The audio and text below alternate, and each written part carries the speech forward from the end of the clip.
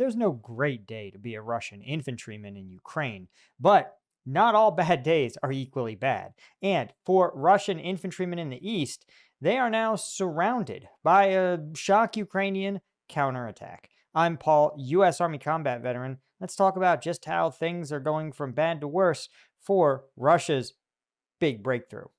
Let's get into it. Hit that subscribe, by the way, guys. That makes a difference, especially as I cover more controversial topics. Now, right here is the map outside Pokrovsk, and you might recall that, again, a massive Russian offensive has been going on essentially for an entire year, trying to seize Pokrovsk, and it's gone effectively nowhere. We can literally look at the map here and go back 6 months and see that, well, the town of Pokrovsk has essentially really not, Russian forces haven't gotten any closer to it. What they have done, though, is executed this massive pincer movement towards Beletsky. And the fact is that it sure has been a lot of territory, but crucially, they haven't occupied the actual town of Pokrovsk or this key intersection here. And by the way, that's 6 months of fighting, and by most estimates, something in the magnitude of around 50-ish thousand casualties, possibly as much as 100, depending on how concentrated Russian forces were in this, the apex of their offensive effort. But what's even more, well, unfortunate for the Russians is this little salient here. Now, you might recall in August, during the Trump administration's big sort of push to try to get some kind of detente with Putin. President Trump's negotiation strategy with Putin has rested solely on trying to be ever nicer to him. Lo and behold, apparently kissing their ass doesn't actually work if you're a dictator. But you can see, as part of that effort, the Russians staged this breakthrough. And I use it in quotations because it really, you might notice that it's going the exact opposite direction of the town of Pokrovsk, right? If the Russian goal is to encircle the town, well, this moves them directly away from that objective. And so while it appeared to be some kind of big Russian breakthrough to the tune of something like 10 kilometers, that's a lot for this war and a lot for this front, the tactical gains that it made were actually extremely limited. Because you may notice that for the soldiers fighting in this area, they were essentially surrounded on three sides by Ukrainian forces. And as we've talked about on this channel for literally years, salients don't persist in this war, right? You can't exist while surrounded on three sides. You either consolidate, your forces catch up and consolidate the front line into a linear line, or you get picked and torn to pieces. And that is immediately what started happening, with some of these forces being cut off. And then you can see subsequently Russian forces attempted to sort of counterattack and take the pressure off their brethren. Over the month of September, we saw more and more of this kind of consolidation, rollback, Russians pushing forward and backward. But you can see here now that the current state of this big Russian salient is, well, pretty gnarly if you're Russian. You could see that in the town of Kuchyarev Yar, a Russian force is essentially cut off, trapped in this tiny village, and trapped in these two forested areas. Now, one of the things that I think is really important to note about this is that we're using this, the map is depicting this as being a series of really discrete tactical zones of control. It's not quite like that. In all likelihood, these are very low density areas. Kuchyarev Yar likely has not yet been cleared of Russian forces, but those Russian forces could number less than 10 potentially. And even some of these areas that are cleared are likely held, again, by tiny numbers of Ukrainian troops, or Ukrainian infantry. And so this is more of a reflection of who controls the skies above these areas, right? Because the ability to own the drone fight in over a certain region enables you to place infantry in that region. And if you have eliminated enemy infantry with your drones and placed your own there, then you have controlled that town. And so, but that doesn't mean that all the Ukrainian forces in these areas are beleaguered by Russian drones. In all likelihood, Russian drones are trying frantically to both uh, pin the Ukrainians into place here and simultaneously provide cover and resupply the Russians that are cut off. But ultimately, these Russian forces are stuck in a reality that help is not going to come. There is no withdrawal plan for these troops. They cannot do so.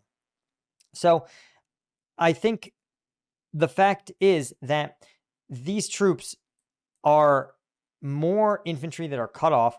And I think there's two larger stories here. One is a Ukrainian infantry program that is focused much, much more on these individual infantry skills. The Ukrainians are realizing that training pays dividends. For example, I thought this was really fascinating. Interviewing one infantry training unit, they said our training principle is called lone soldier in the field, saying that one person moving with good knowledge of camouflage, knowing the technical characteristics of a weapon, knowledge of enemy's intent, can strike, withdraw, strike again, withdraw again, and can actually hold back the enemy, even if they are a tiny mobile group, as little as one person. And this is, again, borne out by some of the instructors' own experiences in Kursk with sabotage units. But I think it's really interesting that the other story is that the Russian infantry are seemingly having a massive qualitative crisis and likely quantitative crisis as well, because the overwhelming Russian firepower that we saw even 6 or 8 months ago isn't manifesting on the battlefield. Sure, Russian gains continue to be steady, but they are sporadic and they are in a wide array of regions that almost indicate that the Russians are seizing targets of opportunity. Like we're seeing here today, right?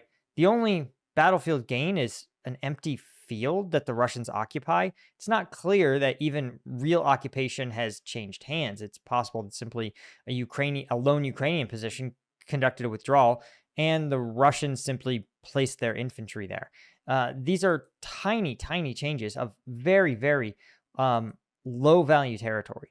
You see something similar here near Lysychansk. This is an area that isn't even really considered part of a Russian offensive effort per se. You're again seeing it kind of trivially change hands. The Russian effort to encircle Kupiansk seems to have sort of stalled out. All of these Russian efforts are just looking so much more anemic than anything we've seen up until this point. And that to me is a big part of the real story here. That the Putinist story, right? And the story that even Russia, the Kremlin's own high command has implemented is to simply say, we are going to grind the Ukrainians down.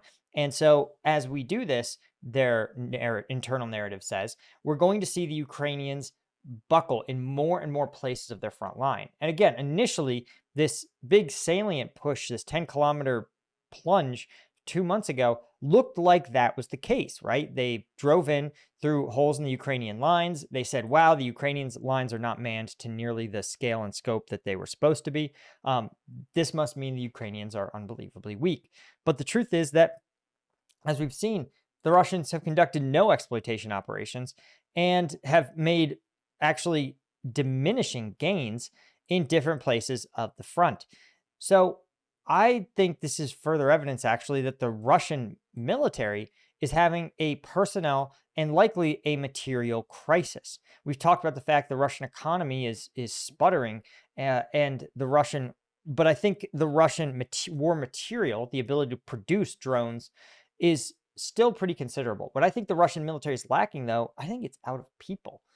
Because at some point, remember, after 4 years of fighting, no matter how much propaganda the Russian state pushes out, the average Russian is going to know. They're going to have an uncle, a cousin, a brother, a schoolmate who's at the front line or been to the front line or was killed at the front line and said the reality, said this war is going nowhere. These are one-way missions and there's no amount of money that's worth it, right? At some point, you're going to just run out of people who will accept any sum of money to leave their families and be exterminated.